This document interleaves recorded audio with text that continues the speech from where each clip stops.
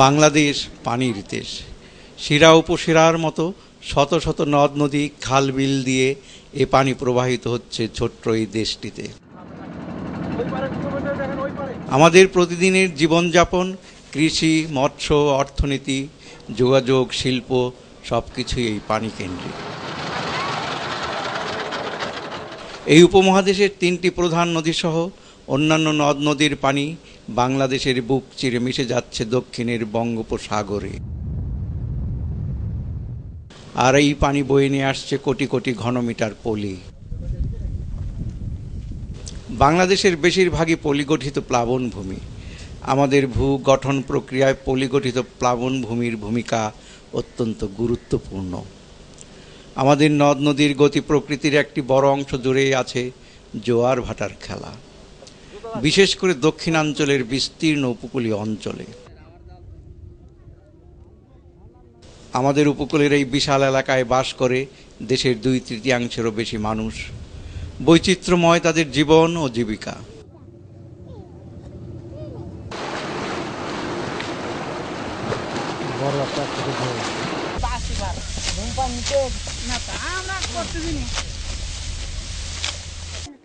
কিন্তু ঝড়, জলোচ্ছ্বাস, লবণাক্ততা, জলাবদ্ধতা এই বৈচিত্র্যময় জীবনকে মাঝে মাঝেই করে তোলে দুর্বিষহ।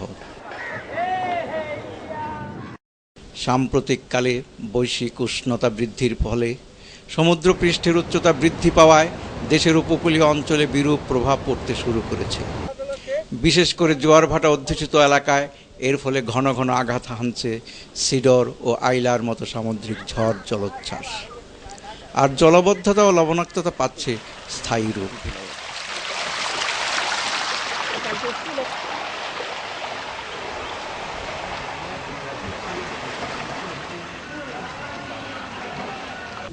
সেই সাথে উজান থেকে আসা পানিও নামতে পারছে না।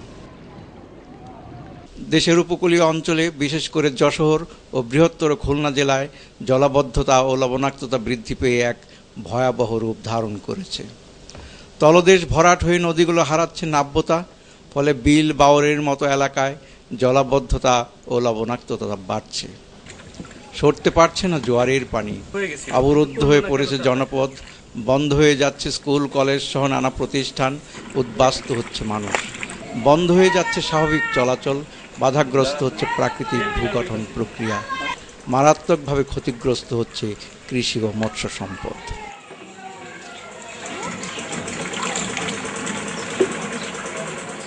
গত শতাব্দীর 60-এর দশকে উপকূলীয় অঞ্চলের লবণাক্ততা রোধ করে কৃষি উৎপাদন বৃদ্ধির জন্য নির্মিত হয় অনেকগুলো পোল্ডার।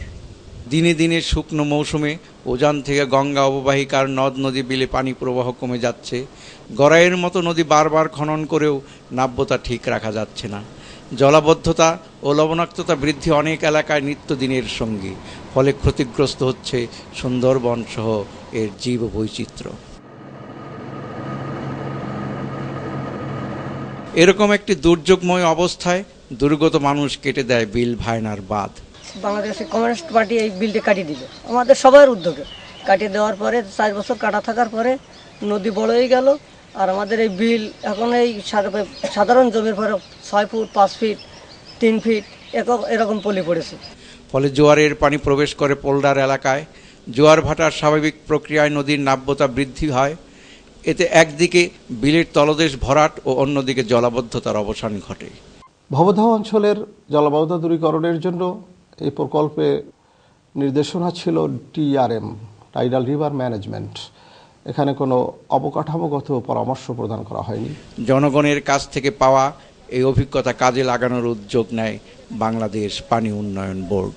পানি উন্নয়ন বোর্ডের এই ভাবনার সাথে যুক্ত হয় institute of water modelling, IWM এলাকার জোয়ার ভাটার তথ্য উপাত্ত সংগ্রহ ও বিশ্লেষণের মাধ্যমে তৈরি করে পানিতাত্ত্বিক গাণিতিক মডেল। জনগণের কাছ থেকে পাওয়া অভিজ্ঞতার বৈজ্ঞানিক প্রয়োগের মাধ্যমে পানি উন্নয়ন বোর্ড তা প্রথমে বিল কাদারিয়া ও পরে বিল খুকশিয়ায় প্রয়োগ করে।